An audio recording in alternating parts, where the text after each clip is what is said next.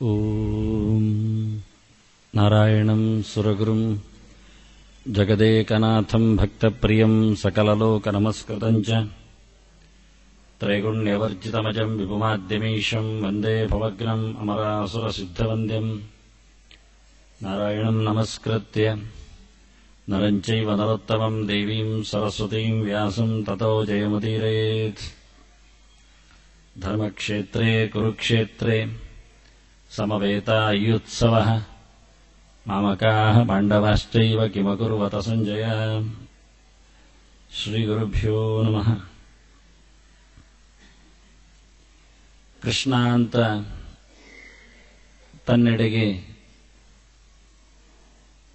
ಅಭಿಮುಖೀಕರಿಸಿಕೊಂಡು ಅರ್ಜುನ ತನಗಾಗಿರತಕ್ಕಂತಹ ಬಾಹ್ಯ ಆಂತರವಾದ ಹೆಚ್ಚು ಕಡಿಮೆಗಳನ್ನೆಲ್ಲ ತೋರಿಸಿಕೊಟ್ಟ. ಹೀಗೆ 8 ಮುಖದಿಂದ ತನ್ನ ಶಾರೀರಿಕ ಮಾನಸಿಕ ತುಮುಲಗಳನ್ನು ಕಾಯಿಲೆಗಳನ್ನು ತನಗಾಗತಕ್ಕ ಪರಿಸ್ಥಿತಿಯನ್ನು ಕಷ್ಟವನ್ನು ಅವನೆದುರಿಗೆ ತೊಡಿಸಿಕೊಂಡ. ಮುಂದೆ ಇದಕ್ಕೆ ಉಪೋದ್ಬಲಕವಾಗಿ ಇದು ಹೌದು ಅಂತ ಅನಿಸಲಿಕ್ಕೆ ಬೇಕಾಗಿರತಕ್ಕ ತಾನು ಮಾಡಿಕೊಂಡ ಕಾರಣಗಳ ವಿಶ್ಲೇಷಣೆಗಳನ್ನು ಕೃಷ್ಣನ ಎದುರಿಗೆ ಪ್ರಸ್ತಾವ ಮಾಡುತ್ತಾನೆ. ತನಗಾಗತಕ್ಕಂತಹ ವೇದನೆಗಳನ್ನು ಹೇಳಿಕೊಂಡರೆ ಅದನ್ನು ಇನ್ನೊಬ್ಬರು ಒಪ್ಪಬೇಕು ಅಂತ ಇಲ್ಲ. ನಾವೇ ನಮ್ಮ ಮನಸ್ಸಿನಲ್ಲಿ ಆದಿವ್ಯಾಧಿಗಳನ್ನೆಲ್ಲ ಬರಮಾಡಿಕೊಳ್ಳಬಹುದು, ಸ್ವಾಗತಿಸಿಕೊಳ್ಳಬಹುದು. ಈ ರೀತಿಯಾಗಿ ಇವನೇನೋ ಗೊಂದಲದ ಕ್ಷಣದಲ್ಲಿ ಹೇಳ್ತಾ ಇರಬೇಕು ಅನಿಸಿದ್ರೆ ಕೃಷ್ಣನಿಗೆ ಹೇಳ್ತಾನೆ, ನೋಡು ನೀನು ಅದನ್ನು ಇಷ್ಟಪಡ್ತೀಯ, ನೋಡು ನಿನಗೂ ಕಾಣುತ್ತೆ ಅಂತಾನೆ. ಎಲ್ಲಿದೆ ಅಂದ್ರೆ ಹೊರಗಿನ ಲಕ್ಷಣ ಹೇಳ್ತಾನೆ. ಪ್ರಾಕೃತಿಕವಾದ ವಿಪರೀತಗಳನ್ನು ಕೃಷ್ಣನಿಗೆ ಬಿಟ್ಟು ಮಾಡಿ ತೋರಿಸ್ತಾನವನು. ನಿಮಿತ್ತಾನಿ ಚ ಪಶ್ಯಾಮಿ ವಿಪರೀತಾನಿ ಕೇಶವ ನ ಚ ಶ್ರೇಯೋನು ಪಶ್ಯಾಮಿ ಹತ್ವಾ ಸ್ವಜನಮಾಹವೇ. ಇಷ್ಟು ಹೇಳಿಕೊಂಡು ಬಂದ ಅರ್ಜುನ ಒಂದು ನಿರ್ಧಾರಕ್ಕೆ ಬರ್ತಾ ಇದ್ದಾನೆ. ಅದನ್ನು ಕೃಷ್ಣ ಎದು ತೋರಿಸ್ತಾನೆ.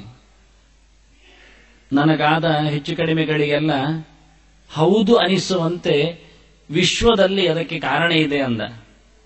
ಪ್ರತಿಯೊಂದು ವಸ್ತುವು ಪ್ರತಿಯೊಂದು ವ್ಯಕ್ತಿಯು ಇಡೀ ಪ್ರಪಂಚದಲ್ಲಿನ ಒಂದು ತುಣುಕು. ಅವನನ್ನು ಹೊರಗಿಟ್ಟರೆ ವಿಶ್ವ ಪೂರ್ತಿ ಆಗುವುದಿಲ್ಲ. ಪ್ರಪಂಚದಲ್ಲಿ ನಡೆಯುವ ಎಲ್ಲ ಕ್ರಿಯೆಗಳಿಗೂ ಪ್ರತಿಯೊಬ್ಬ ಜೀವನ ಪ್ರತಿಯೊಂದು ವಸ್ತುವಿನ ಅಂತಸ್ಸಂಬಂಧಗಳಿವೆ. ನಾನೊಂದಿಲ್ಲದಿದ್ರೆ ಏನು ಹಾಗೂ ಹೇಳುವಾಗೇ ಇಲ್ಲ. ಆ ಒಂದು ದನ ಇಲ್ಲದಿದ್ರೆ ಹೇಗೆ ಆಗುವುದೇ ಇಲ್ಲ. ಅದನ್ನು ಇಡೀ ವಿಶ್ವದ ಕೆಲಸದಲ್ಲಿ ಪ್ರತಿ ವ್ಯಕ್ತಿಯ ಪಾತ್ರವು ಅಷ್ಟೇ ಮಹತ್ವಪೂರ್ಣ. ಅವನಿಗೆ ಗೊತ್ತಿರುವುದಿಲ್ಲ. ಕೊಂಡುಕೊಳ್ಳುವುದರಲ್ಲಿ, ತೆಗೆದು ಬಿಸಾಡುವುದರಲ್ಲಿ, ಒಪ್ಪಿಕೊಳ್ಳುವುದರಲ್ಲಿ, ಎಲ್ಲದರಲ್ಲಿಯೂ ಎಲ್ಲರದ್ದೂ ಇದೆ. ಅದರಿಂದ ಇವತ್ತು ವಿಶ್ವದಲ್ಲಿ ಆಗಿರತಕ್ಕಂತಹ ಹೆಚ್ಚು ಕಡಿಮೆಯನ್ನು ಅರ್ಜುನ ತೋರಿಸಿಕೊಡುತ್ತಾನೆ. ಇದು ಕಾರಣ ಅಂತ. ಪ್ರಪಂಚದಲ್ಲಿ ಆಗತಕ್ಕಂತಹ ಏರುಪೇರುಗಳಿಂದಾಗಿ ಬದುಕುವ ಪ್ರತಿಯೊಂದು ವ್ಯಕ್ತಿಯ ಮೇಲೆಯೂ ಸಹ, ಪ್ರಾಣಿ ಇರಲಿ ಪಕ್ಷಿ ಇರಲಿ, ಅದರ ಮೇಲೆ ಗಾಢವಾದ ಪ್ರಭಾವ ಬೀಳುತ್ತದೆ. ಯಾವತ್ತೂ ಮನುಷ್ಯನ ದೌರ್ಜನ್ಯದಿಂದ ಪ್ರಕೃತಿಯಲ್ಲಿ ನಾಶ, ಪ್ರಕೃತಿಯ ಏರುಪೇರುವಿನಿಂದ ಮಾನವ ಜನಾಂಗದಲ್ಲಿ ವ್ಯತ್ಯಾಸ. ಇದು ನಿರಂತರ ಆಗತಕ್ಕಂತಹ ಕ್ರಿಯೆ. ಪಂಚಭೂತಗಳು ಎನ್ನುವುದು ಎಷ್ಟು ಪ್ರಪಂಚದಲ್ಲಿ ತುಂಬಿಕೊಂಡಿದೆಯೋ ಅಷ್ಟೇ ಗಡುಸಾಗಿ ಬ್ರಹ್ಮಾಂಡದಲ್ಲಿರುವಂತೆ ಪಿಂಡಾಂಡದಲ್ಲಿಯೂ ಪಂಚಭೂತಗಳ ಮೇಳನ ಕಾರ್ಯಕ್ಷಮತೆ ಅಷ್ಟೇ ಜೋರಾಗಿದೆ. ಆದ್ದರಿಂದ ಮನುಷ್ಯ ಸಾಯುವುದಂದ್ರು, ಪ್ರಪಂಚದಲ್ಲಿ ಲೀನ ಆಗುವುದಂದ್ರು, ಪ್ರಪಂಚದಲ್ಲಿ ಮನುಷ್ಯ ಸೃಷ್ಟಿಗೊಳ್ಳುವುದು ಅಂದ್ರು, ಬಾಹ್ಯ ರೂಪದಲ್ಲಿ ಕಾಣಿಸಿಕೊಳ್ಳುವುದಂದ್ರು ಎಲ್ಲ ಒಂದೇ. ಹಾಗಾಗಿ ಈತ ಪ್ರಪಂಚದರಿಗೆ ಬೆಟ್ಟು ಮಾಡುತ್ತಾನೆ. ನಿಮಿತ್ತಾನಿ ಚ ಪಶ್ಯಾಮಿ ವಿಪರೀತಾನಿ ಕೇಶವ. ನಿಮಿತ್ತಾನಿ ಚ ಅಂದ. ತಾನು ಹೇಳುವುದಕ್ಕೆ ಒತ್ತು ಕೊಟ್ಟ, ಹೌದು ಅಂತ. ನೋಡು, ಹೊರಗೆ ಶಕುನಗಳು ಕಾಣುತ್ತಾ ಇವೆ, ನಿಮಿತ್ತಗಳು. ಯಾವುದೋ ಒಂದು ಸೂಚನೆಗಳನ್ನು ನಮಗೆ ಪ್ರಪಂಚ ವಿಶ್ವ ತನ್ನ ಸೃಷ್ಟಿಯಲ್ಲಿ ತೋರಿಸಿಕೊಡ್ತಾ ಇದೆ. ಇದು ನಿಮಿತ್ತಗಳು. ಶಕುನಗಳು ಯಾವತ್ತೂ ಸಹ ಒಳ್ಳೆಯದೂ ಇರಬಹುದು, ಕೆಟ್ಟದೂ ಇರಬಹುದು. ಶಕುನ ಶಾಸ್ತ್ರ ಅಂತೆ ಒಂದಿದೆ, ಶಕುನ ಲಕ್ಷಣ ಅಂತಲೇ ಇದೆ. ಹೇಗಿದ್ದರೆ ಏನು ಅಂತ. ಕಪ್ಪು ಬೆಕ್ಕು ಹೊರಟಾಗ ಅಡ್ಡ ಹೋದರೆ ಏನು ಅಂದ್ರೆ ಅವನಿಗೆ ಅದು ಕಪ್ಪನ್ನು ತಿಳಿಸಿಕೊಡುತ್ತದೆ, ಶುಭ್ರತೆಯನ್ನು ಹೇಳುವುದಿಲ್ಲ, ಮುಂದೆ ಆಗತಕ್ಕಂಥ ಅನಾಹುತವನ್ನು ಅದು ಸೂಚನೆ ಮಾಡುತ್ತೆ. ಆ ಕಪ್ಪು ಬೆಕ್ಕು ಆಚೆ ಹೋದದ್ದಕ್ಕೆ ಆಗುವುದಲ್ಲ ಅವನಿಗೆ ಅನ್ಯಾಯ, ಅದು ಸೂಚನೆ ಮಾತ್ರ ಕೊಟ್ಟಿದೆ. ಆದ್ರಿಂದ ಕಪ್ಪು ಬೆಕ್ಕು ಅಡ್ಡ ಹೋಗಿದೆ, ಅದನ್ನು ಸಂಹಾರ ಮಾಡಬೇಕು ಅಂತ ಹೊರಡುವುದು ಅದು ಏನೂ ಅಲ್ಲದ ಅರ್ಥ. ಅದು ನಮಗೆ ಸೂಚನೆ ಮಾಡುತ್ತೆ, ಹೀಗಿದೆ ನೋಡು ಅಂತ. ಆದ್ರಿಂದ ಈ ಕಾಲದಲ್ಲಿ ನೀನು ಇದು ಒಳ್ಳೆಯ ಕಾಲ ಅಲ್ಲ, ಒಳ್ಳೆಯ ವ್ಯವಸ್ಥೆ ಅಲ್ಲ, ಇದು ಬಿಡುವುದು ಒಳ್ಳೆಯದು ಎನ್ನುವುದನ್ನು ತೋರಿಸಿಕೊಡುತ್ತೆ. ಒಂದೊಂದು ನಕ್ಷತ್ರಗಳಿಗೂ ಒಂದೊಂದು ದೇವತೆಗಳಿದ್ದಾರೆ, ಎಲ್ಲವೂ ಭಗವದ್ ಅಧೀನವಾಗಿ ಇರುವುದು. ಹಾಗಿದ್ದರೂ ಆ ದೇವತೆಗಳಿಗೆ ಆ ನಕ್ಷತ್ರವನ್ನು ಕೊಟ್ಟುಬಿಟ್ಟಿದ್ದಾನೆ ಭಗವಂತ. ಅದನ್ನ ಅಂತಹ ವಿಚಿತ್ರವಾದ ದೇವತೆಗಳಿಗೆ ಕಾರಣವಾಗಿರತಕ್ಕ ನಕ್ಷತ್ರಗಳಲ್ಲಿ ಕೆಲಸ ಮಾಡುವಂತೆ ಇಲ್ಲ. ಕೃತ್ತಿಕಾ ನಕ್ಷತ್ರಕ್ಕೆ ಅಗ್ನಿ ದೇವತೆ, ಅದರಿಂದ ಕೃತ್ತಿಕಾ ನಕ್ಷತ್ರದಲ್ಲಿ ನೀವು ಕೆಲಸ ಮಾಡಿದ್ರೆ ಕೈ ಸುಟ್ಟುಕೊಳ್ಳುತ್ತೀರಿ. ಆ ದೇವತೆ ಆ ಕೆಲಸ ಮಾಡುತ್ತಾನೆ. ಅದೇ ಅಗ್ನಿಯ ಕೆಲಸ ಆಗಿದ್ರೆ ಅವತ್ತು ಮಾಡೋದು ಬಹಳ ಚಂದವೇ. ಅದರಿಂದ ಏನೊಂದು ನೋಡಿಕೊಂಡು ನಾವು ಕೆಲಸವನ್ನು ಮಾಡಲಿಕ್ಕೆ. ಭರಣೀರ್ ನಕ್ಷತ್ರಂ ಯಮೋ ದೇವತಾ, ವೇದ ಹೇಳುತ್ತದೆ ಭರಣಿ ನಕ್ಷತ್ರಕ್ಕೆ ಯಮ ದೇವತೆ ಅಂತ. ಹಾಗಾಗಿ ಭರಣಿಯನ್ನು ಮಾಡಿದ ಕೆಲಸಕ್ಕೆ ಸಾವು ಇದೆ. ಅದಕ್ಕೆ ಭರಣಿ ಕೃತ್ತಿಗೆ ಬಿಡುವ ಕ್ರಮ ಅಂದ್ರೆ ಹಾಗೆ, ಒಂದು ದುರಂತ, ಅಗ್ನಿ ದುರಂತ, ಇಲ್ಲ ಹಾಗೆಯೇ ಸಾವು. ಹೀಗಾಗಿ ಕೆಲವು ನಕ್ಷತ್ರಗಳಲ್ಲಿ, ಕೆಲವು ಕಾಲದಲ್ಲಿ, ಕೆಲವು ದೇಶದಲ್ಲಿ, ಕೆಲವು ದಿನಗಳಲ್ಲಿ, ಕೆಲವು ವಾರಗಳಲ್ಲಿ ವ್ಯವಸ್ಥಿತವಾಗಿ ಶಾಸ್ತ್ರಕಾರರು ಆಯಾ ದೇವತೆಗಳಿಂದ ನಿಯಮ್ಯವಾಗಿರತಕ್ಕಂತಹ ಸಮಯವನ್ನು ಎಷ್ಟು ಅದರಲ್ಲಿ ಲಾಭ ಇದೆ, ನಷ್ಟ ಇದೆ, ಒಳಿತಿದೆ, ಕೆಡುಕಿದೆ ಎಂದು ತೋರಿಸಿಕೊಟ್ಟಿದ್ದಾರೆ. ಆದ್ರಿಂದ ಈ ಶಕುನ ಅದು ನಾನು ನಂಬುವುದಿಲ್ಲ ಹೇಳುವುದರಲ್ಲಿ ಅರ್ಥ ಇಲ್ಲ. ನಂಬಿಕೆ ಎನ್ನುವುದು ವಿಚಿತ್ರ. ಶಾಸ್ತ್ರ ಇದೆ, ಮಾತು ಕೇಳಲಿಕ್ಕೆ ಅಷ್ಟೇ, ಅದರ ಆಚೆಗೆ ನಮಗೆ ಏನೂ ಹೇಳಲಿಕ್ಕೆ ಬರುವುದಿಲ್ಲ, ನಮಗೇನೂ ಕಾಣುವುದಿಲ್ಲ ಅದರ ಆಚೆಗೆ. ನಾವು ಅತ್ಯಂತ ಚಿಕ್ಕದಾದ ಒಂದು ಬಾವಿಯಲ್ಲಿ ಕೂತ ಒಂದು ಕಪ್ಪೆ ಇದ್ದಾಗೆ ಅಷ್ಟೇ. ವಿಶ್ವದ ಎದುರು ನಮಗೆ ಎಂಥದೂ ಗೊತ್ತಿಲ್ಲ. ಹಾಗಾಗಿ ನಂಬುವುದಿಲ್ಲ ಎನ್ನುವುದಲ್ಲ, ಅದು ಕೆಲಸ ಮಾಡುವುದರ ಸೂಚನೆ ಮಾತ್ರ. ಇವ ಹೇಳುತ್ತಾನೆ, ನನಗೆ ಇವತ್ತು ಕಂಡತಕ್ಕಂತಹ ನಿಮಿತ್ತಗಳು, ಶಕುನಗಳು ಒಳ್ಳೆಯದಾಗಿಲ್ಲ. ಯಾಕೆಂದ್ರೆ ವಿಪರೀತಾನಿ ಅಂದ. ನಿಮಿತ್ತಾನಿ ಚ ಪಶ್ಯಾಮಿ ವಿಪರೀತಾನಿ ಅಂದ. ವಿಪರೀತ ಶಕುನಗಳು ಆಗ್ತಾ ಇವೆ. ನಾವು ಕೆಲವೊಮ್ಮೆ ನಮ್ಮ ಬದುಕಿನಲ್ಲಿ ಹೇಳಿಕೊಳ್ಳುವುದುಂಟು, ಎಲ್ಲ ವಿಪರೀತವೇ ಕಾಣ್ತಾ ಉಂಟು. ಅದೇ ಹೇಳುವುದು, ಯಾವುದನ್ನು ನಾವು ನಮಗೆ ಇಷ್ಟವಾಗಿ ನಾವು ಸ್ವೀಕಾರ ಮಾಡಬೇಕು ಅಂತ ಯೋಚಿಸ್ತೇವೆಯೋ ಅದಕ್ಕೆ ವಿರುದ್ಧವಾಗಿ ಆಗಿಬಿಟ್ರೆ, ಹಿತ ಅಂದ್ರೆ ಹೊಂದುವುದು ಅಂತ, ಪರೀತ ಅಂದ್ರೆ ನಮಗೆ ಸರಿಯಾಗಿ ಎಲ್ಲ ಕಡೆಯಿಂದಲೂ ಹೊಂದುವುದು. ಅದು ವಿರುದ್ಧವಾಗಿದ್ರೆ ವಿಪರೀತ ಅಷ್ಟೇ. ಹಿತ ಅಂದ್ರೆ ಗತೋದಾದ್ವಿನಿಂದ ಹೊಂದಿದ್ದು ಅಂತ. ಸಮೇತ ಅಂತ ನಾವು ಹೇಳ್ತೇವೆ, ಹಿಂದೆ ಬಂದಿತ್ತು, ಸಮವೇತ ಅಂತಲೂ ಬಂದಿತ್ತು. ಹಿತ ಅಂದ್ರೆ ಸೇರುವುದು, ಸಮ ಹಿತ ಅಂದ್ರೆ ಒಟ್ಟು ಸೇರುವುದು, ಅಥವಾ ಅವೇತ ಅಂದ್ರೂ ಹಾಗೆ ಎದುರು ಬದುರು ಆಗಿ ಸೇರುವುದು, ಹೀಗೆಲ್ಲ ಅರ್ಥಗಳು. ಅದರಿಂದ ಇವನಿಗೆ ಬಂದಿದೆ, ಶಕುನಗಳು ಸಿಕ್ಕಿವೆ, ಆದರೆ ಅದು ಅವನ ಸುತ್ತಮುತ್ತಲೂ ಮುತ್ತಿಗೆ ಹಾಕಿಕೊಂಡಿವೆ. ಕಾಣುವುದರಲ್ಲಿ, ನೋಡುವುದರಲ್ಲಿ, ಹೋಗುವುದರಲ್ಲಿ ಎಲ್ಲ ಕಡೆಯೂ ಶಕುನಗಳದ್ದೇ ಸಾಮ್ರಾಜ್ಯ. ಅದೇನೋ ಸೂಚನೆ ಮಾಡುತ್ತಾ ಇದೆ. ನಮ್ಮ ದೇಹದ ಅಂಗಗಳಲ್ಲಿ ಸ್ಪಂದನ ಆಗುವುದು, ಯಾರೋ ಎದುರು ಬಂದು ಮಾತಾಡುವುದು, ಇನ್ನೇನೋ ಹೇಳುವುದು, ಹಾಗೆ ಯಾವುದೋ ಮಾತಿನ ಎಡೆಯಲ್ಲಿ ಯಾವುದೋ ಶಬ್ದಗಳ ಸ್ಮರಣೆ, ಇದೆಲ್ಲ ಯಾವತ್ತು ಶಕುನಗಳ ವ್ಯವಸ್ಥೆಗಳು. ಹೀಗೆ ಇಡೀ ಪ್ರಪಂಚದಲ್ಲಿ ವ್ಯಕ್ತಿಯಿಂದ, ವಸ್ತುವಿನಿಂದ, ಪ್ರಾಣಿಗಳಿಂದ, ಪಕ್ಷಿಗಳಿಂದ, ದೇಶಗಳಿಂದ ಎಲ್ಲ ಶಕುನಗಳನ್ನು ನೋಡಲಿಕ್ಕೆ ಬರ್ತದೆ. ಇದೆಲ್ಲವನ್ನು ನೋಡಿದ ನಿಬ್ಬೆರಗಾದ ಅರ್ಜುನ ಹೇಳಿಕೊಂಡ, ಇದು ಯಾವುದು ಸರಿ ಇಲ್ಲ ಅಂದ. ವಿಪರೀತಾನಿ ನಿಮಿತ್ತಾನಿ ಚ ಪಶ್ಯಾಮಿ ವಿಪರೀತಾನಿ. ಈಗ ಅವನ ಕಣ್ಣಿನ ಬಗ್ಗೆ ಅವನ ಪ್ರಾಮಾಣ್ಯ. ಈಗ ಹಿಂದಿನ ಎಲ್ಲ ಅಂಗಗಳನ್ನೆಲ್ಲ ಪರಿಚಯ ಮಾಡಿಸ್ತಾ ಬಂದ, ಹಾಗಾಯಿತು ಹೀಗಾಯಿತು ಅಂತ. ನನ್ನ ಕಣ್ಣಿಗೆ ಸರಿಯಾಗಿ ಕಾಣ್ತಾ ಇಲ್ಲ ಅಂದ. ಅದರಿಂದ ಒಬ್ಬರಿಗೆ ಕಂಡದ್ದು ಇನ್ನೊಬ್ಬರಿಗೆ ಕಾಣಬೇಕು ಅಂತ ನಿಯಮ ಇಲ್ಲ. ನನಗೆ ಹಾಗೆ ಕಂಡಿತು, ಆಕಾಶದಲ್ಲಿ ಒಂದು ರಂಧ್ರ, ಎಲ್ಲ ಕಡೆ ಹಾಗೆ ಕಾಣುತ್ತಾ ಇದೆ ಹೇಳಿದರೆ, ಹೌದಾ ನನಗೆ ಕಾಣೋದಿಲ್ಲಲ್ಲ, ಆಕಾಶದಲ್ಲಿ ಖಾಲಿ ನೀಲಿ ಕಾಣುತ್ತದೆ, ಎಲ್ಲಿಯೂ ತೂತು ಕಾಣುವುದಿಲ್ಲ ಅಂದ್ರೆ, ಆಕಾಶದಲ್ಲಿ ಸುಮ್ಮನೆ ನೋಡಿದಾಗ ರಂಧ್ರ ಕಂಡ್ರೆ ಇವನು ಸಾಯ್ತಾನೆ ಅಂತ ಅರ್ಥ, ಲಕ್ಷಣ. ನೀನು ಹೇಳಲಿಕ್ಕೆಲ್ಲ ಹೋಗಬೇಡಿ ರಂಧ್ರ ಕಾಣುತ್ತದೆ ಅಂತ. ಇದೆಲ್ಲ ಶಾಸ್ತ್ರಕಾರರ ವಿಚಿತ್ರವಾದ ಲಕ್ಷಣ, ಇದು ಎಲ್ಲಿಯೂ ಹೊರಗೆ ಹಾಕುವುದಿಲ್ಲ ಯಾರು. ಅಷ್ಟು ಆಳದಲ್ಲಿ ಕೂತವಳ ರಹಸ್ಯವಾದ ವಿಜ್ಞಾನಗಳದು. ಹಾಗಾಗಿ ಇದು ಒಬ್ಬನಿಗೆ ಕಾಣುವಂಥದ್ದು ಇನ್ನೊಬ್ಬನಿಗೆ ಕಾಣಬೇಕು ಅಂತ ಇಲ್ಲ, ಅದು ಅವನಿಗೆ ಮಾತ್ರ ಆ ಸೂಚನೆ ಆಗುವುದು ಅಂತ ಇರ್ತದೆ. ಹಾಗೆ ಶಬ್ದಗಳು ಹಾಗೆ, ಇವಳ 8ನೆಯ ಗರ್ಭ ನಿನ್ನನ್ನು ಕೊಲ್ತದೆ ಅಂತ ಹೇಳುವಂಥದ್ದು ಎಲ್ಲರಿಗೂ ಕೇಳಬೇಕು ಅಂತಿಲ್ಲ, ಅದು ಅವನಿಗೆ ಮಾತ್ರ ಕೇಳುವುದು. ನಿನ್ ಕೇಳಲಿಲ್ಲಲ್ಲ ಅದರಿಂದ ಸುಳ್ಳಿರಬೇಕು, ಇಲ್ಲ, ಅವನಿಗೆ ಮತ್ತೆ ಮತ್ತೆ ಕೇಳಿಸ್ತದೆ, ಅದು ಕಿವಿಗೆ ಹೊಡಿತದೆ. ಹಾಗೆ ಕೆಲವೊಮ್ಮೆ ಅವರೊಬ್ಬರಿಗೆ ಮಾತ್ರ ಕೇಳಿಸುವ ಹಾಗೆ, ಒಬ್ಬರಿಗೆ ಮಾತ್ರ ಕಾಣುವ ಹಾಗೆ, ಒಬ್ಬನನ್ನು ಮಾತ್ರ ಅಲುಗಾಡಿಸಿದ ಹಾಗೆ, ಎಬ್ಬಿಸಿದ ಹಾಗೆ, ನಿದ್ದೆಯಲ್ಲಿ ಮಲಗಿದವನನ್ನು ಎಬ್ಬಿಸ್ತೇವೆ ಕೆಲವು.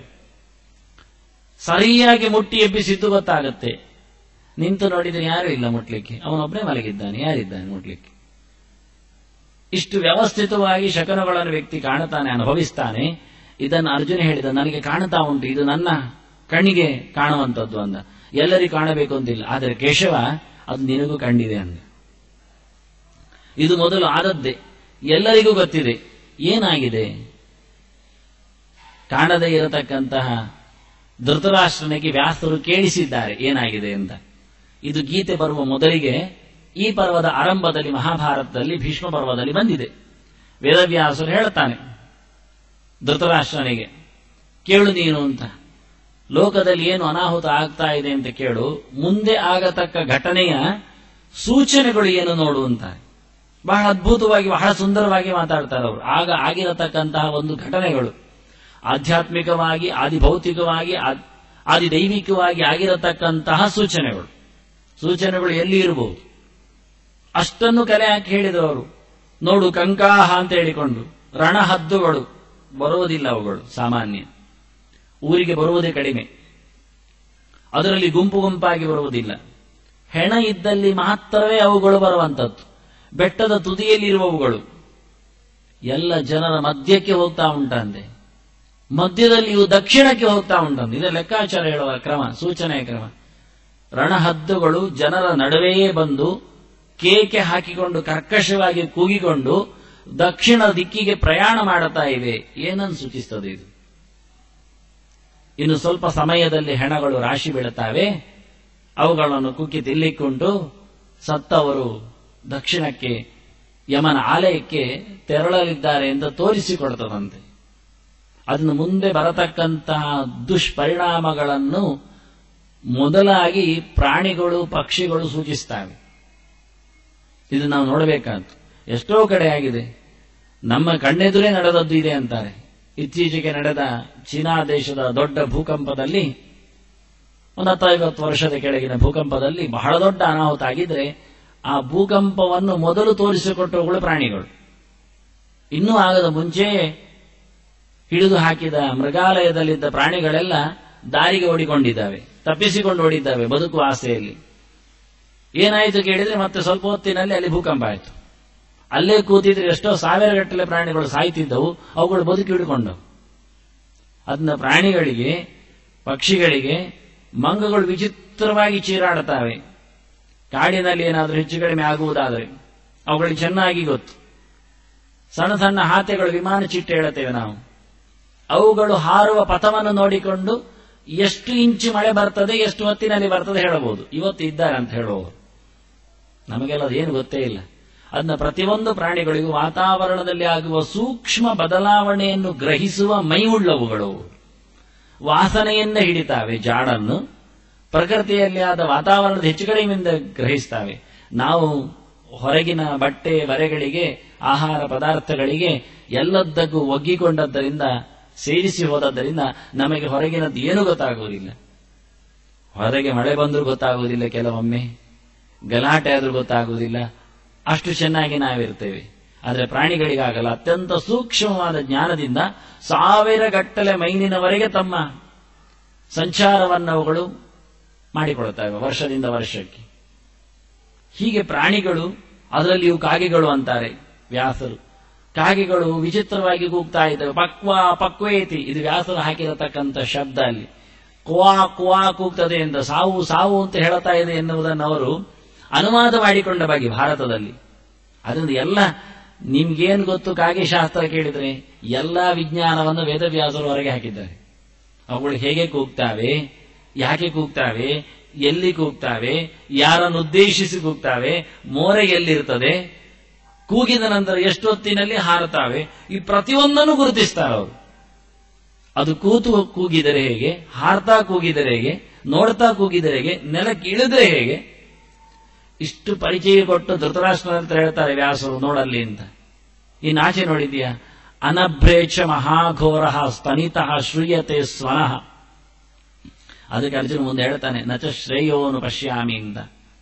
ಕಾಣುವುದಿಲ್ಲ ಅಷ್ಟೇ ಅಲ್ಲ, ಕೇಳುವುದಿಲ್ಲ ಅಂತನವ. ಒಳ್ಳೆಯದೇನು ಕೇಳುತ್ತಾ ಇಲ್ಲ ಅಂದ. ಪಶ್ಯಾಮಿ ಅಂದ್ರೆ ನೋಡುವುದು, ಅನುಪಶ್ಯಾಮಿ ಅಂದ್ರೆ ಕೇಳುವುದು. ನೋಡುವುದರ ಹಾಗೆ ಹತ್ತಿರದಲ್ಲಿ ನೋಡುವುದು ಅಂತ. ಹತ್ತಿರದಲ್ಲಿ ಕೇಳಿ ನೋಡುತ್ತೇನೆ ಹೇಳುವುದಿಲ್ಲ ನಾವು. ಅದು ಎಂತ ಶಬ್ದ ನೋಡು, ಹತ್ತಿರದಲ್ಲಿ ನೋಡಿ ಕೇಳುತ್ತೇನೆ ಎಂದು. ಹತ್ತಿರದಲ್ಲಿ ನೋಡಿ ನೋಡಿ ಕೇಳುವುದೆಂಥದ್ದು? ಕಿವಿಗೆ ಕೇಳುವಂಥದ್ದು ಖಾಲಿ ಕೇಳುವುದೊಂದು, ನೋಡಿ ಕೇಳುವುದೇನು? ನೋಡಿ ಕೇಳುವುದು ಅಂದ್ರೆ ಅದು ಹತ್ತಿರ ಅಂತ ಅರ್ಥ. ಕಣ್ಣಿಗೂ ಕಿವಿಗೂ ಭಾರಿ ಹತ್ತಿರ. ಅಧ್ಯಯನದಲ್ಲಿ ಇದು ಎರಡು ಭಾರಿ ಜೋರು. ಆದ್ರಿಂದ ಅರ್ಜುನನ 4 ಕುದುರೆ ರಥದಲ್ಲಿ ಬಂದದ್ದು ಇದೆ. 2 ಕಿವಿ ಶ್ರವಣ, 2 ಕಿವಿ ದರ್ಶನ. ಕೇಳಿದ್ದನ್ನು ನೋಡಬೇಕು. ಇದು ಅರ್ಜುನ ಮಾತ್ರ ಮಾಡಿದ್ದು. ಕೃಷ್ಣ ಹೇಳಿದ, ಕೇಳಿದ. ಆನಂತರ ಕೃಷ್ಣ ನೀನ್ ಹೇಳಿದ್ದು ನೋಡ್ಬೇಕು ಅಂದ.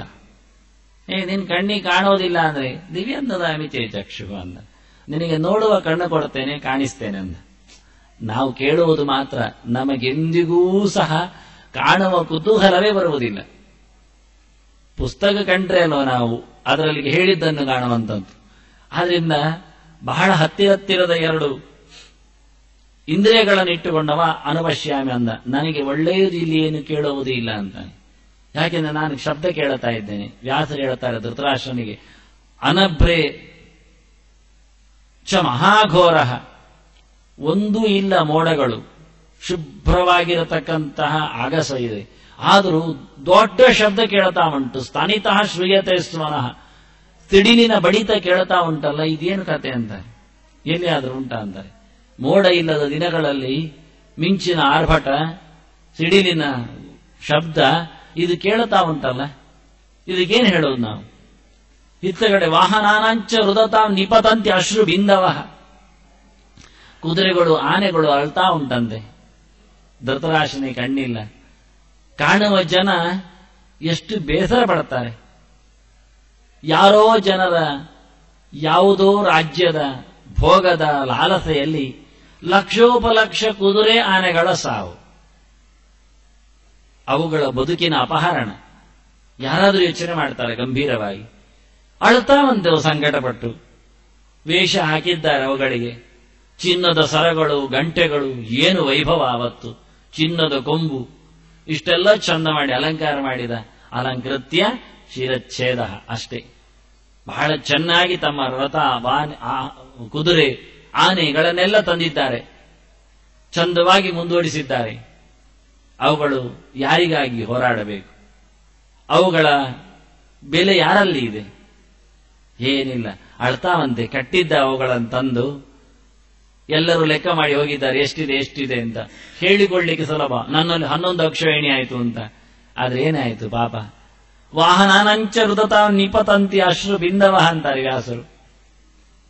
ಪ್ರಾಣಿಗಳ ಕಣ್ಣೀರು ನೆಲವನ್ನು ಮುಟ್ತಾ ಇದೆ ಅಲ್ಲ. ಗೋಳೋ ಅಂತ ಅಳ್ತಾವಂತೆ, ಶಬ್ದ ಮಾಡುವುದಿಲ್ಲ. ಕಣ್ಣೀರು ಒರೆಸುವವರಿಲ್ಲ, ಅವುಗಳಿಗೆ ಒರೆಸಿಕೊಳ್ಳಿಕ್ಕೆ ಬರುವುದಿಲ್ಲ. ಹೇಳುವ ಅಂದ್ರೆ ಮೂಕ ವೇದನೆ, ಬಾಯಿ ಇಲ್ಲ. ಯಜಮಾನ ಅನ್ನ ಹಾಕಿದ್ದಕ್ಕೆ, ಮನೆಯಲ್ಲಿ ಕೂಡಿಟ್ಟದ್ದಕ್ಕೆ ರಥವನ್ನು ಎಳ್ಕೊಂಡು ಬರಬೇಕು. ಅವನ ಸವಾರಿಗೆ ಇಷ್ಟಪಡಬೇಕು, ಬೆನ್ನು ಕೊಡಬೇಕು. ಏನಿಲ್ಲ. ಗೆದ್ದರೆ ಆ ಕುದುರೆಗೆ ಒಂದಿಷ್ಟು ತಿನಿಸು ಹೆಚ್ಚು ಕೊಡ್ತಾರೇನು? ಆ ಆನೆ ಒಂದಿಷ್ಟು ಪ್ರೀತಿ ಹೆಚ್ಚು ಮಾಡ್ತಾರೇನು? ಇನ್ನೊಂದು ಯುದ್ಧಕ್ಕೆ ತಯಾರು ಮಾಡ್ತಾರಷ್ಟೇ. ಸತ್ತರೆ ಮಾತೆ ಆಡುವುದಿಲ್ಲ, ಅಲ್ಲೇ ಬಿಟ್ಟು ಹೋಗ್ತಾರೆ. ಇನ್ನೊಂದಾನೆ ತರ್ತಾರೆ, ಇನ್ನೊಂದು ಕುದುರೆ ಏರ್ತಾರೆ. ಏನಿಲ್ಲ. ಇದು ಗುರುತಿಸಿದ ವ್ಯಾಸರು ಮಾತ್ರ. ಕತೆಗಾರನಿಗೆ ಗೊತ್ತು ಕತೆಯ ವ್ಯಥೆ ಏನು ಅಂತ, ಅದರ ಹಂದರ ಏನು ಅಂತ. ಎಷ್ಟು ಕಷ್ಟ ಬರಬೇಕು ಈ ಒಂದು ಗೆರೆ ಬರಿಬೇಕಾದ್ರೆ. ನಾನು ಕೆಲವೊಮ್ಮೆ ವ್ಯಾಸರ ಯಾವುದೋ ಒಂದು ಮೂಲೆ ಗೆರೆಯ ಮೇಲೆ ಹೆಚ್ಚು ಕೂತ್ಕೊಳ್ಳುವುದುಂಟು. ನನಗೆ ಭಾರಿ ಇಷ್ಟ ಆದಿದ್ದೊಂದು ಗೆರೆ, ವಾಹನಾನಾಂಚ ಹೃದತಾಂ ನಿಪತಂತೆ ಅಶ್ರುಬಿಂದವ ಅಂತ. ಕಣ್ಣೀರಿನ ಬಿಂದುಗಳನ್ನು ಲೆಕ್ಕ ಮಾಡ್ತಾರೆ ವ್ಯಾಸರು. ಎಷ್ಟು ಕುದುರೆಗಳು ಅಳತಾವಪ್ಪ. ಒಬ್ಬ ರಾಜನು ಒಮ್ಮೆಯೂ ಕುದುರೆಯನ್ನು ಅಳತೀಯಾ ಅಂತ ಕೇಳಲಿಲ್ಲಲ್ಲ. ಇಡೀ ರಣಾಂಗಣದಲ್ಲಿ ಕುದುರೆ ಮೇಲೆ ಆದ ಗಾಯವನ್ನು ಬಾಣ ಕಿತ್ತು ಮೈವರೆಸಿ ನೀರು ಕುಡಿಬೇಕು ಅಂತ ಗಲಾಟೆ ಮಾಡಿದ್ದು ಕೃಷ್ಣ ಮಾತ್ರ. ಆ 18 ದಿನದಲ್ಲಿ ಇನ್ಯಾರು ಮಾಡಲೇ ಇಲ್ಲ. ಯಾರಿಗೂ ಯಾರ ಬಗ್ಗೆ ಯೋಚನೆ ಇಲ್ಲ. ಇದನ್ನು ವ್ಯಾಸರು ಮೊದಲೇ ತೋರಿಸಿದ್ದಾರೆ ನೋಡು. ಅನಾಹುತದ ಎದುರಿನಲ್ಲಿ ಅಳುವ ಸಾವಿರ ಕಣ್ಣುಗಳಿವೆ, ಒಬ್ಬನಿಗೂ ಕಣ್ಣಿಲ್ಲಲ್ಲ ಅಂತಾರೆ ವ್ಯಾಸರು. ನಿನಗಿಲ್ಲ ಧೃತರಾಷ್ಟ್ರ ಕಣ್ಣು, ಕುರುಡ ನೀನು. ಆದ್ರೆ ಇನ್ಯಾರಿಗಾದರೂ ಈ ಕುರುಡು ಎಚ್ಚರಾಗಿದೆಯೋ ಕೇಳಿದರು. ಇನ್ನೂ ಒಂದು ಭಯಾನಕವಾದದ್ದನ್ನು ವ್ಯಾಸರು ಹೇಳ್ತಾರೆ. ಇಮಾಂತು ನಾಭಿಜಾನೇಹಂ ಅಂದು, ಇದೊಂದು ನನಗೆ ಗೊತ್ತಿಲ್ಲ ಅಂತಾರೆ ಅವರು. ವ್ಯಾಸರು ಹೇಳೋದು ಇದು ನನಗೆ ಗೊತ್ತಿಲ್ಲ, ನಾನು ಇಷ್ಟವರೆಗೆ ಕೇಳಿದ್ದಿಲ್ಲ, ಇದು ನನಗಾಗ್ತಾ ಇಲ್ಲ ಅಂದ. ಕಥೆಗಾರನು ಹೇಳಿಬಿಟ್ಟ, ಇಮಾಂತು ನಾಭಿಜಾನೇಹಂ ಅಮಾವಾಸ್ಯಾಂ ತ್ರಯೋದಶೀಂ. 13 ದಿನದಲ್ಲಿ ಒಂದು ಅಮಾವಾಸ್ಯೆ ಬರುವುದು. ಚಂದ್ರ ಸೂರ್ಯ ಉಭೌ ಗ್ರಸ್ತೋ ಏಕ ಮಾಸೀಂ ತ್ರಯೋದಶೀಂ. 13 ದಿನದಲ್ಲಿ 2 ಗ್ರಹಣ, ಚಂದ್ರಗ್ರಹಣ, ಸೂರ್ಯಗ್ರಹಣ. ಹುಣ್ಣಿಮೆ ಗ್ರಹಣ ಆಗಿದೆ. ಹುಣ್ಣಿಮೆ ಮುಗಿದ ನಂತರ ಅಮಾವಾಸ್ಯೆ ಬರಬೇಕು, 15 ದಿವಸಕ್ಕೆ ಬರಬೇಕು. ಕೆಲವೊಮ್ಮೆ ಅಮಾವಾಸ್ಯೆ 16 ದಿನಕ್ಕೂ ಬರುವುದುಂಟು, ತಿಥಿ ವೃದ್ಧಿ ಇದ್ದಾಗ. 15 ದಿವಸ ಬರುವುದು ಮಾಮೂಲಿ. ತಿಥಿ ಕ್ರಾಸ ಇದ್ರೆ 14 ದಿನಕ್ಕೆ ಬರ್ತದೆ ಅಮಾವಾಸ್ಯೆ. ಹುಣ್ಣಿಮೆಯ ಬಿಟ್ರೆ 14ನೇ ದಿನವೇ ಕೆಲವೊಮ್ಮೆ ಅಮಾವಾಸ್ಯೆ ಆಗ್ತದೆ. ಇವರು ಹೇಳ್ತಾರೆ ಇದು 13 ಆಗಿದೆ ಅಂದರು. 13ನೇ ದಿನಕ್ಕೆ ಅಮಾವಾಸ್ಯೆ, 2 ತಿಥಿ ಲೋಪ. ಇವತ್ತು ಲೆಕ್ಕ ಮಾಡುವವರಿಗೆ ಎಷ್ಟು ಆಚೀಚೆ ಲೆಕ್ಕ ಮಾಡಿದ್ರೆ ಇದು ಬರೋದಿಲ್ಲ ಪುಣ್ಯಕ್ಕೆ, ಅಷ್ಟು ಬೇಗ ಇಲ್ಲಿ ಆಗುತ್ತೆ. ಇವರು ವಾರದಿಂದ ವಾರಕ್ಕೆ ಏಕಾದಶಿ ಹುಡುಕುವವರು ಈ 13 ದಿನದಲ್ಲಿ ಹುಣ್ಣಿಮೆ ಹೋಗಿ ಅಮಾವಾಸ್ಯೆ ಬಂದದ್ದು ಹೇಗೆ? ಒಂದು ತಿಥಿಯಲ್ಲಿ ಆದ್ರೂ 14 ದಿನದಲ್ಲಿ ಲೋಪ ಆಗತ್ತೆ, ಒಂದು ಹೆಚ್ಚಾಗತ್ತೆ. ಇಲ್ಲಿ 2 ಕಮ್ಮಿ ಆದದ್ದು ತೋರಿಸಿದ್ರು. ಅದು ನಿಮ್ದು ಲೆಕ್ಕ ಸರಿ ಇರಲಿಲ್ಲ, ಹಾಗಾಗಿ ಹಾಗೆ ಆಗಿದೆ ಅಂತ ಹೇಳ್ಬೋದು ಯಾರಾದರೂ. ನಿಮ್ದು ಭಾರಿ ಜೋರಿನ ನವೀನ ಲೆಕ್ಕಾಚಾರಗಳಿಂದಾಗಿ ಇಷ್ಟೆಲ್ಲ ಆಗುವುದು. ಅಷ್ಟೆಲ್ಲ ಸೂಕ್ಷ್ಮವಾದ ಲೆಕ್ಕಾಚಾರ ಮಾಡಬಾರದು. ಮೇಲಿಂದ ಮೇಲಕ್ಕೆ ಲೆಕ್ಕ ಮಾಡಿದ್ರೆ 13 ದಿನದಲ್ಲಿ ಅಮಾವಾಸ್ಯೆ ಬರಲಿಕ್ಕಿರಲಿಲ್ಲ ಹೇಳಿದ್ರೆ ವ್ಯಾಸರು ಹೇಳ್ತಾರೆ ಇದು ಪ್ರತ್ಯಕ್ಷ ಅಂದ್ರು. ಚಂದ್ರ ಸೂರ್ಯ ಉಭೌ ಗ್ರಸ್ತವಂದ್ರು. 2 ದಿನದಲ್ಲಿಯೂ ಗ್ರಹಣ ಆಗಿದೆ ಅಂದ್ರು. ಅಮಾವಾಸ್ಯೆ ಬರದೆ ಗ್ರಹಣ ಆಗುವುದಿಲ್ಲ, ಹುಣ್ಣಿಮೆ ಬರದೆ ಚಂದ್ರಗ್ರಹಣ ಆಗುವುದಿಲ್ಲ. ಆದ್ರಿಂದ ಮೊದಲಿದ್ದದ್ದು ಹುಣ್ಣಿಮೆ ಹೌದೇ, ಮತ್ತೆ ಬಂದದ್ದು ಅಮಾವಾಸ್ಯೆ ಹೌದೇ, ಯಾಕೆ ಗ್ರಹಣ ಆಗಿದೆ ಅಂದ್ರು. ಪ್ರತ್ಯಕ್ಷಕ್ಕೆ ಬೇರೆ ಪುರಾವೆ ಬೇಡ ಅಂದ್ರು. ಅದರಿಂದ 2 ದಿನದಲ್ಲಿ 13 ದಿನದಲ್ಲಿ 2 ಗ್ರಹಣ ಆಗಿದೆ. ಇದು ದೊಡ್ಡ ಅನಾಹುತವನ್ನು ಹೇಳುತ್ತದೆ. ಜನಾಂಗ ಹತ್ಯೆಯ ವಿಚಾರವನ್ನು ಮುಂದೆ ಇಟ್ಟಿದೆ ಅಂತಾರೆ. ಇಮಾಂತು ನಾಭಿಜಾನೇಹಂ ಅಂದ್ರು ವ್ಯಾಸರು. ಇದಂತೂ ನಾನು ಇಷ್ಟಪಡ್ತಾ ಇಲ್ಲ, ಇದು ನನ್ನ ಯೋಚನೆಗೆ ನಿಲುಕದ್ದು ಅಂದರು. ಇದು ಆಗಿ ಹೋಯಿತು, ಆಗಿದೆ. ಅದರಿಂದ ಲೆಕ್ಕಾಚಾರ ಮಾಡುವವರಿಗೆ ಇದೊಂದು ದೊಡ್ಡ ಆಹಾರ. 5000 ವರ್ಷದ ಕೆಳಗೆ ದ್ವಾಪರ ಯುಗ ಮುಗಿದಾಗ 2 ಗ್ರಹಣಗಳ ವ್ಯವಸ್ಥೆ.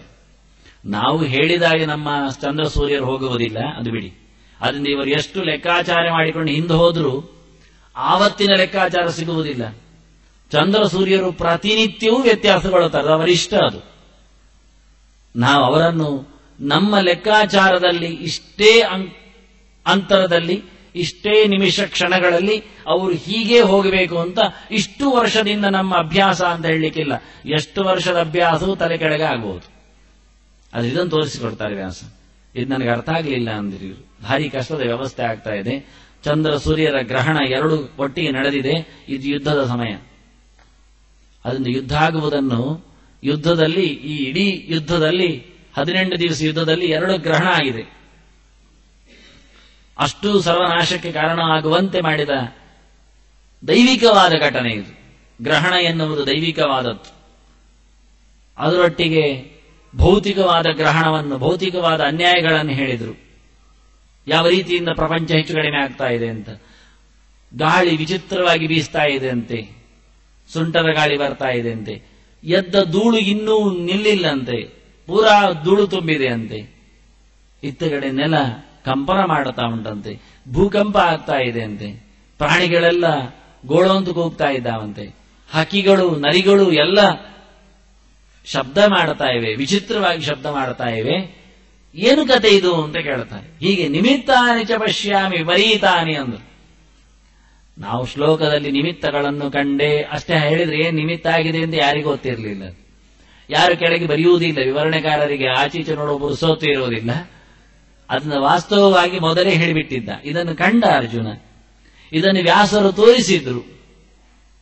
ಪುಷ್ಪೇ ಪುಷ್ಪಂ ಪ್ರಸೂಯೇತ ಹೇಳಿಕೊಂಡು ಶಕುನಗಳ ಶಾಸ್ತ್ರಗಳ ಬಗ್ಗೆ ವ್ಯಾಸರು ಬಹಳಷ್ಟು ಮಾತುಗಳನ್ನು ಹೇಳ್ತಾರೆ. ಬೇರೆ ಕಡೆಯಲ್ಲಿ ಎಲ್ಲ ಎಲ್ಲಿಯಾದರೂ ಒಂದು ಹೂವಿನ ಮೇಲೆ ಇನ್ನೊಂದು ಹೂವು ಆದರೆ ಚಂದ ಇದೆ ಅಂತ ಪೇಪರಲ್ಲಿ ಹಾಕಿ ಖುಷಿ ಪಡುವುದಲ್ಲ ಅಂದ್ರು.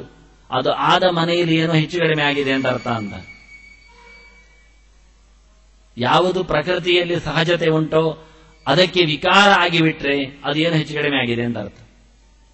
ಒಂದು ಬಾಳೆ ಗಿಡ 2 ಗೊನೆ ಬಿಟ್ರೆ ಈ ಸರ್ತಿ ಹೆಚ್ಚುವರಿ ಲಾಭ ಅಲ್ಲ, ಗಿಡದಲ್ಲಿ ಲಾಭ, ಇವನಲ್ಲಿ ಏನೋ ನಷ್ಟ ಆಗ್ತದೆ ಅಂತ ಅರ್ಥ. ಕಂಡಾಪಟ್ಟೆ ನಷ್ಟ ಆಗುತ್ತೆ ಅಂತ ಅರ್ಥ ಮನೆಯಲ್ಲಿ. ಅಂತಹ ಸಂದರ್ಭಗಳಲ್ಲಿ ಹಿಂದೆ ಕಾಲದಲ್ಲಿ ಹಳ್ಳಿಯವರು ಅದು 2 ದೇವರಿಗೆ ಹಾಕ್ತಿದ್ರು ಕೂಡಲೇ.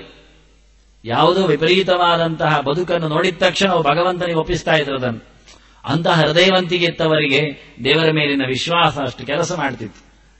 ಇವತ್ತು ನಾವು ಅದನ್ನು ಯೋಚನೆ ಮಾಡದಿದ್ರೆ ನಾವು 2 ಬಂತು ಹೇಳಿ 10 ಕಳ್ಕೊಳ್ಳುತ್ತೇವೆ. ಹೀಗೆ ವ್ಯಾಸರು ಹೇಳಿದರು, ಪ್ರಕೃತಿಯಲ್ಲಿ ಎಲ್ಲಿಯಾದರೂ ವಿಕೃತಿ ಖಂಡಿತೋ ಅದು ಏನೋ ಅನಾಹುತವನ್ನು ಘೋಷಣೆ ಮಾಡ್ತದೆ ಅಂತ ಅರ್ಥ. ಅದರದ್ದು ತಪ್ಪಿ ಏನಿಲ್ಲ, ಅದು ನಮಗೆ ಅದನ್ನು ಸೂಚನೆ ಮಾಡಿಕೊಟ್ಟಿದೆ ಅಂತ. ಹಾಗೆ ಇಲ್ಲಿ ಆಗಿ ಹೋಯಿತು ಅಂದ. ಇದನ್ನು ಅರ್ಜುನ ನೋಡಿದ. ನಿಮಿತ್ತಾನಿ ಚ ಪಶ್ಯಾಮಿ ವಿಪರೀತಾನಿ. ಭೌತ ಪ್ರಪಂಚದಲ್ಲಿ ಹೆಚ್ಚು ಕಡಿಮೆ ಆಗುವುದನ್ನು, ಪ್ರಾಣಿಗಳಲ್ಲಿ ಆಗುವುದನ್ನು, ದಿವ್ಯದಲ್ಲಿ ಅಂತರಿಕ್ಷದಲ್ಲಿ ಆಗತಕ್ಕಂತಹ ವೈಭವಗಳನ್ನೆಲ್ಲ ಕಂಡೇ ಕೃಷ್ಣ ಇದು ಯಾರ ಕತೆ? ಅದಕ್ಕೆ ಕೇಶವ ಅಂತ ಕರೀತಾನೆ. ಬಹಳ ಚೆನ್ನಾಗಿ ಭಗವಂತನನ್ನು ಮತ್ತೆ ಇನ್ನೊಂದು ಹೆಸರಲ್ಲಿ ಕರೆದ. ಕೇಶವ, ನೀನು ದುಷ್ಟ ಸಂಹಾರವನ್ನು ಮೆತ್ತಗೆ ಮಾಡಿಬಿಡುವವ. ಇದರಿಂದ ಯಾರಿಗೂ ಅನಾಹುತ ಇಲ್ಲ. ಕಂಸ ತನ್ನ ರಾಜಕೀಯದ ಆಸೆಯಲ್ಲಿ ಸಿಂಹಾಸನ ಬದ್ಧನಾಗಿರ್ಲಿಕ್ಕೆ ಎಲ್ಲಿಯೋ ಹುಟ್ಟಿದ ಒಂದು ಮಗುವನ್ನು ಮುಗಿಸಬೇಕು ಅಂತ ಹೇಳಿ ಎಷ್ಟು ಜನರನ್ನು ಕಳುಹಿಸಿದ, ಪೂತನೆಯಿಂದ ಹಿಡಿದು.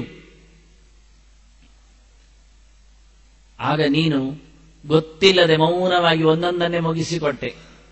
ಅಕ್ಷೋಹಿಣಿ ಸೈನ್ಯದ ಗಲಾಟೆ ಇಲ್ಲ, ಭರಾಟೆ ಇಲ್ಲ, ಏನಿಲ್ಲ. ಹಾಗೆ ಇಡೀ ನಿನ್ನನ್ನು ನುಂಗಿಯೇ ಹಾಕಲಿಕ್ಕೆ ಕುದುರೆ ಬಂದಿತ್ತು, ಕೇಶಿ ಅಸುರ. ಅವನನ್ನು ನೀನೇನು ಮಾಡಿದೆ? ಅಲ್ಲೇ ಮುಗಿಸಿಬಿಟ್ಟೆ. ಆದ್ರಿಂದ ನೀನು ಕೇಶವ. ಕೇಶಿ ವಧ ಮಾಡಿದ್ರಿಂದ ನೀನು ಕೇಶವ. ನಿಜವಾಗಿ ಕೇಶವ ಕೇಶಿ ವಧತಃ ಅಂತ ಹೇಳಿ ಹರಿವಂಶ ಕೇಶವನ ಲಕ್ಷಣವನ್ನು ಹೇಳುತ್ತದೆ. ಅದು ಮಹಾಭಾರತದ್ದೇ ತುಂಡು. ಅದು ನೀವು ಕರೆದ. ನೀನು ಬಹಳ ಮೌನವಾಗಿ, ಯಾರಿಗೂ ಗೊತ್ತಿಲ್ಲದೆ, ಶಬ್ದ ಇಲ್ಲದೆ ಅಸುರ ಸಂಹಾರ ಕೆಲಸ ಮಾಡುವವ. ಅರಸೊತ್ತಿಗೆ ಬಂದ ಉಪಟಳವನ್ನು ಒಂದೊಂದನ್ನು ಅಲ್ಲಲ್ಲೇ ಕೀಳುವವ. ಜರಾಸಂಧನನ್ನು ಹಾಗೆ ಮಾಡಿದವವ. ರಾಜಸೂಯದ ಸಂದರ್ಭದಲ್ಲಿ ಗಲಾಟೆ ಇಲ್ಲ, ಭೀಮನನ್ನು ಕರ್ಕೊಂಡು ಹೋದ, ಜರಾಸನನ್ನು ಮುಗಿಸಿಬಿಟ್ಟ. 20,800 ರಾಜಕುಮಾರರನ್ನು ಮೋಚನೆ ಮಾಡಿದ, ಬಿಡುಗಡೆ ಮಾಡಿದ. ಅಷ್ಟು ಸಾವಿರಾರು ಸೈನ್ಯದ ದಂಡಿನ ಗಲಾಟೆ ಇಲ್ಲ, ಏನಿಲ್ಲ. ಹಾಗೆ ಒಬ್ಬೊಬ್ಬನನ್ನು, ಅನ್ಯಾಯಗಾರನನ್ನು ಅಲ್ಲಲ್ಲೇ ಮುಗಿಸಿ ಸ್ವತಂತ್ರಗೊಳಿಸುವ ದೇಶದ ವ್ಯವಸ್ಥೆ ಅದು ನಿನ್ನದು ಕೃಷ್ಣ. ನಮ್ಮದು ಯಾಕೆ ಆಗುವುದಿಲ್ಲ?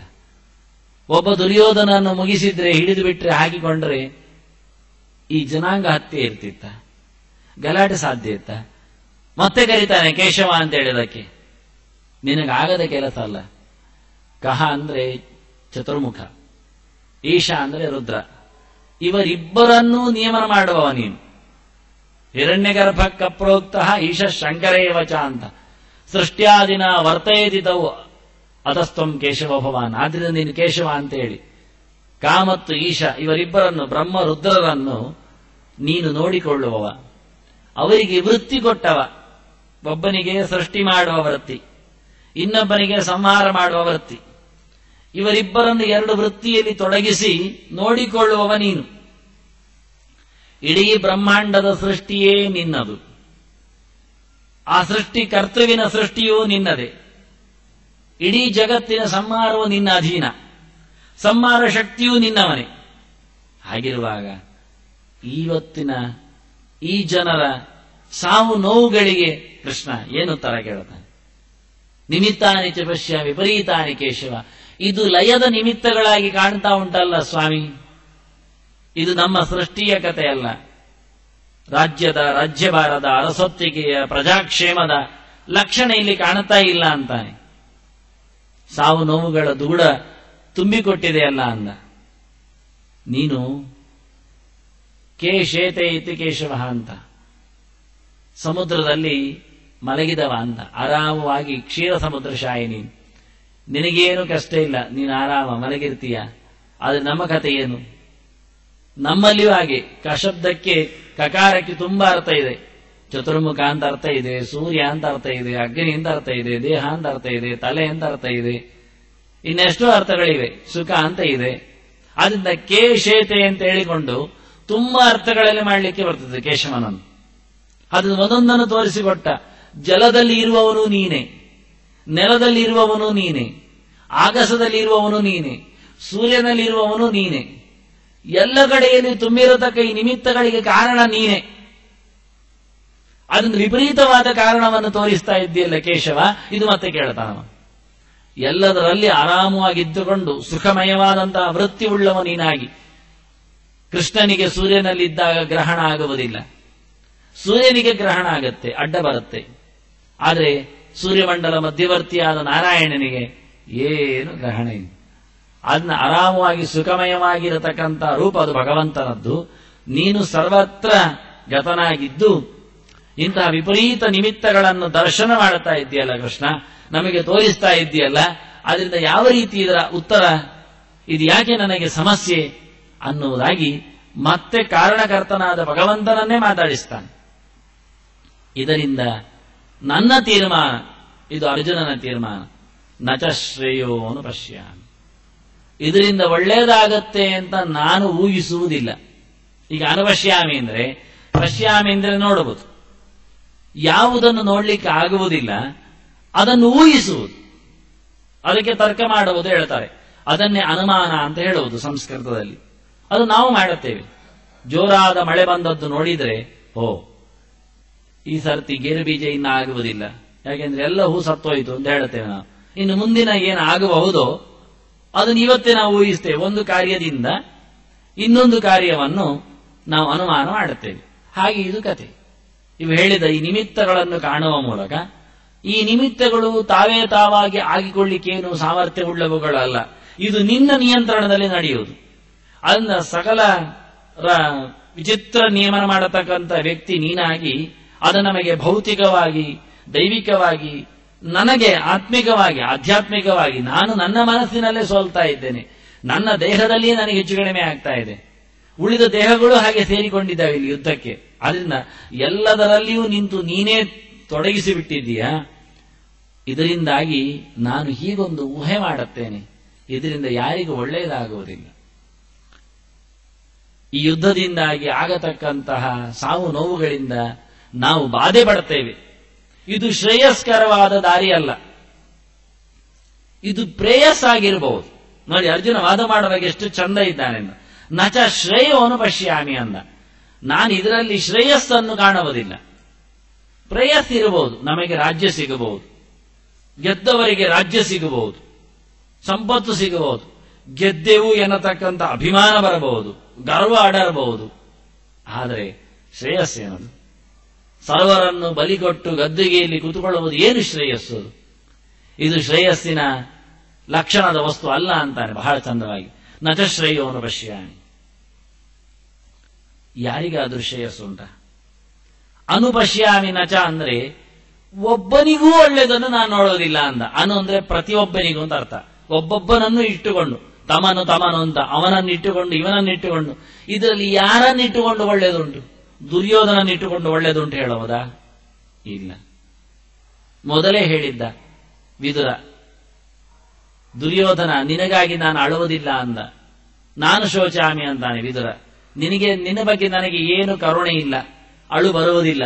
ಮತ್ತೆ ನಿನ್ನ ತಂದೆ ತಾಯಿಗಳನ್ನು ನೋಡಿ ಅಳುತ್ತೇನೆ. ಭಿಕ್ಷುಕೌ ವಿಚರಿಷ್ಯೇತೆ, ಇವರು ಮುದುಕರಾಗಿ ನಿನ್ನ ತಂದೆ ತಾಯಿಗಳು ನಾಳೆ ಅರಮನೆ ಹೆದ್ದಾರಿಯಲ್ಲಿ ಭಿಕ್ಷೆ ಬೇಡುತ್ತಾರೆ ನೋಡು, ಅಂತ ಪರಿಸ್ಥಿತಿ ಬರ್ತದೆ. ಅದು ನೀನ್ ಮಾಡ್ತಾ ಇದ್ದೀಯ. ಧಾರ್ತ ರಾಷ್ಟ್ರನ ಶೋಚಾಮಿ ಅಂತಾನವನು. ನಿನಗಾಗಿ ನಾನು ಅಳುವುದಿಲ್ಲ, ಬೇಸರ ಆಗುವುದಿಲ್ಲ, ನಿನಗೆ ಉಪದೇಶಿಕೊಳ್ಳಲಿಕ್ಕೆ ನನಗಿಲ್ಲ ನಾಲಿಗೆ. ಆದರೆ ನನ್ನ ಅಣ್ಣ ಅತ್ತಿಗೆಯರನ್ನು ನೋಡುವಾಗ ಅಳಬರುತ್ತೆ ಅಂದಾನೆ. ಎಂತಹ ದಯಾರ್ದ್ರ ವ್ಯಕ್ತಿ ಆತ, ನಿಜವಾಗಿ ಯಮ.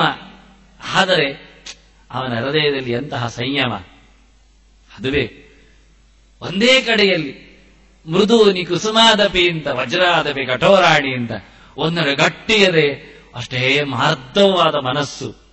ನಿಜವಾದ ಧರ್ಮದ ದೇವತೆ ಅದು ಯಮ. ಯಾವತ್ತೂ ಒಂದು ಚಿಕ್ಕ ಅನ್ಯಾಯವನ್ನು ಒಪ್ಪುವುದಿಲ್ಲ. ಅದು ನಿಜವಾದ ನಿಯಮ, ಅದು ನಿಯಮ ಅವನದ್ದು. ಹಾಗೆ ಇವತ್ತು ಅರ್ಜುನ ಹೇಳಿದ, ಒಬ್ಬ ವ್ಯಕ್ತಿಗೆ ಇದರಲ್ಲಿ ಒಳ್ಳೆಯದುಂಟ ಕೃಷ್ಣ? ನಚ ಶ್ರೇಯೋನು ಪಶ್ಯಾಮಿ. ಯಾರನ್ನಾದ್ರೂ ಇಟ್ಟುಕೊಂಡು ಮಾತಾಡಿದ್ರು ನನಗೆ ಒಳ್ಳೆಯದು ಎಲ್ಲಿಯೂ ಕಾಣ್ತಾ ಇಲ್ಲ. ಭೀಷ್ಮನಿಗೆ ಶ್ರೇಯಸ್ಸ, ಅಶ್ವತ್ಥಾಮನಿಗ, ಧೃತರಾಷ್ಟ್ರನಿಗ, ಗಾಂಧಾರಿಗ, ನನಗ, ಯಾರಿಗೆ ಇಷ್ಟ ಆಗತ್ತೆ ಕೇಳ್ತಾನ. ನಚ ಶ್ರೇಯೋನು ಪಶ್ಯಾಮಿ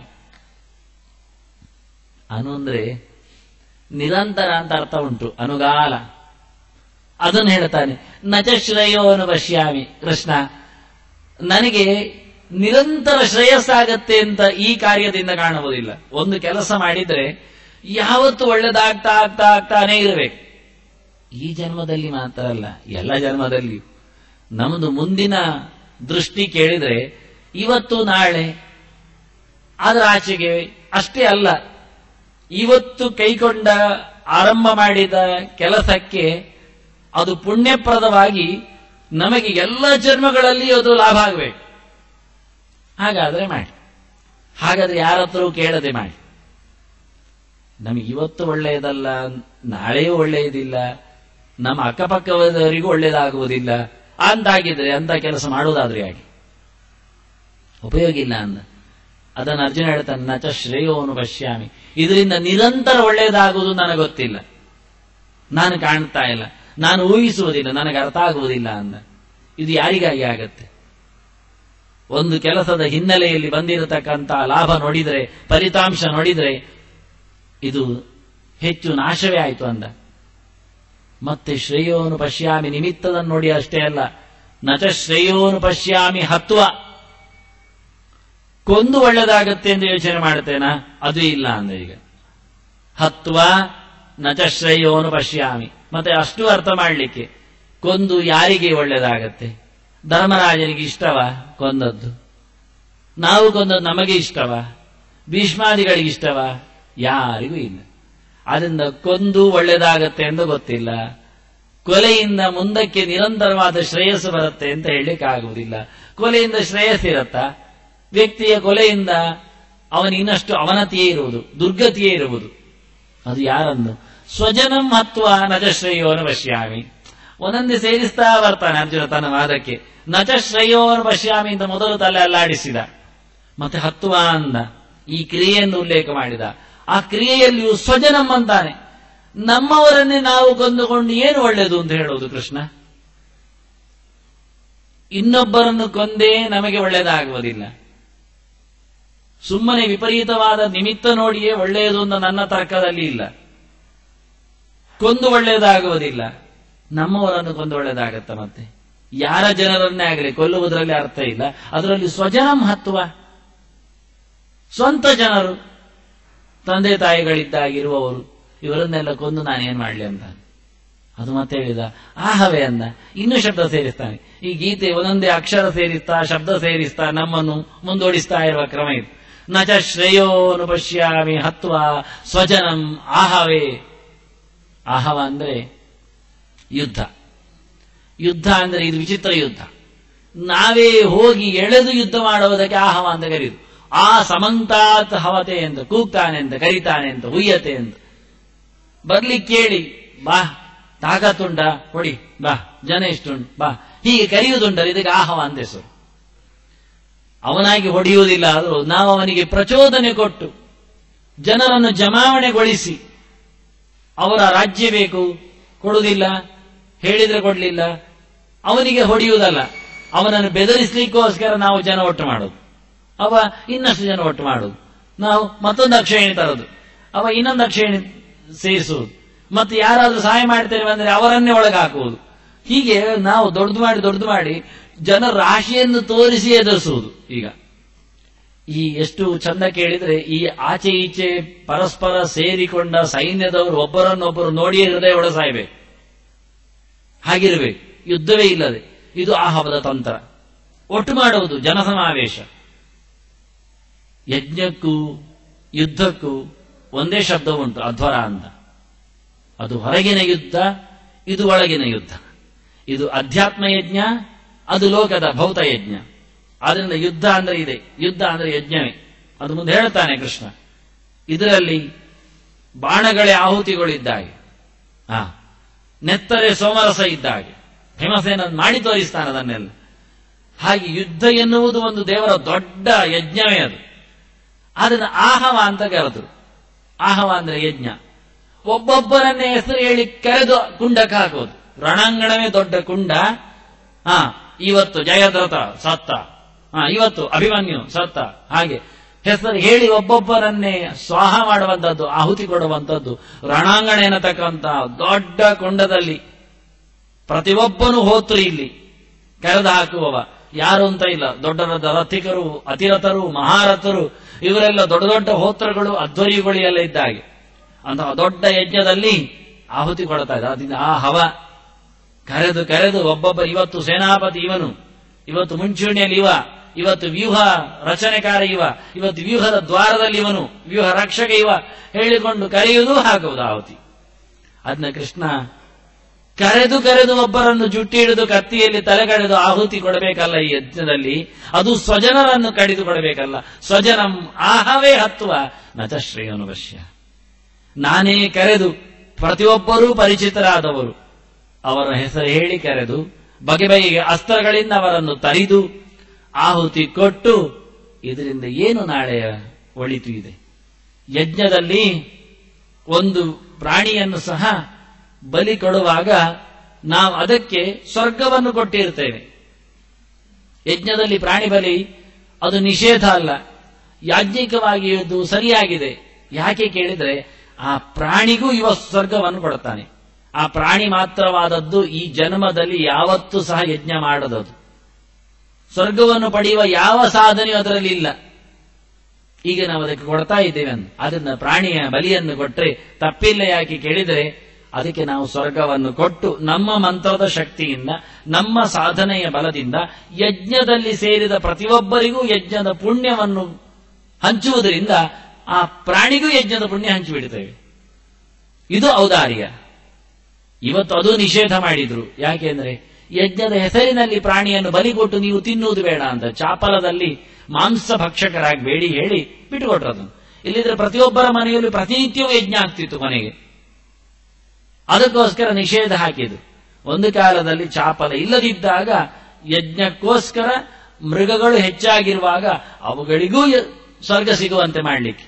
ಅದರಿಂದ ಈಗ ತಡವಾಗಿ ಹುಟ್ಟಿದ ಪ್ರಾಣಿಗಳಿಗೆ ಪಾಪ ಸ್ವರ್ಗವೇ ಇಲ್ಲ ನೋಡಿ. ನಮ್ಮ ಚಾಪಲದಿಂದಾಗಿ ಅವುಗಳೂ ಸ್ವರ್ಗ ವಂಚಿತರಾದರು. ಎಷ್ಟು ಕಷ್ಟ. ಹಾಗೆ ಇಲ್ಲಿ ಪ್ರತಿಯೊಬ್ಬ ವ್ಯಕ್ತಿಯನ್ನು ಕರೆದು ಕೊಡ್ತಾನಲ್ಲ ಆಹುತಿ, ನಮ್ಮವರನ್ನು ಕೃಷ್ಣ ಇದರಿಂದ ಸ್ವರ್ಗಕ್ಕೆ ತಲುಪಿಸುವಂತಹ ಪ್ರಾಣಿ ಬಲಿಯಂತೆ ಇಲ್ಲಿ ಏನಿದೆ ಅಂತ ಕೇಳಿದ. ಆಸೆ ಪಟ್ಟು ಕೂತಂತಹ ನಮ್ಮ ಯುದ್ಧ ಇದು. ಕುತಂತ್ರದಲ್ಲಿ ನಡೆಯುವ ಯುದ್ಧಗಳಿದು. ಇದು ಸ್ವಾರ್ಥದ ಯುದ್ಧ, ಇದು ಸ್ವಾರ್ಥದ ಹುನ್ನಾರ, ಇದು ಭೋಗ ಲಾಲಸೆಯ ಆಟ. ಇದು ಏನು ಯಜ್ಞ? ಇಲ್ಲಿ ಯಾರಿಗೆ ಶ್ರೇಯಸ್ಸಿದೆ? ಇಲ್ಲಿ ಯಾರಿಗೆ ಸ್ವರ್ಗ ಇದೆ? ಹೇಳಿಕೊಳ್ತಾರೆ, ಕೊನೆಗೂ ಹೇಳಿಕೊಳ್ತಾರೆ. ದುರ್ಯೋಧನನು ಹೇಳಿಕೊಳ್ತಾನೆ, ಬಿದ್ದು ಇಷ್ಟು ಮೈಕೈ ಪುಡಿ ಮಾಡಿಕೊಂಡು ಏಳಿ ಕೊಡದಿದ್ರು ನನಗೆ ವೀರ ಮರಣ ಸ್ವರ್ಗ ಸಿಗ್ತದೆ ಅಂತ ನೆಗಾಡ್ತಾರೆ ಸ್ವರ್ಗದವರು.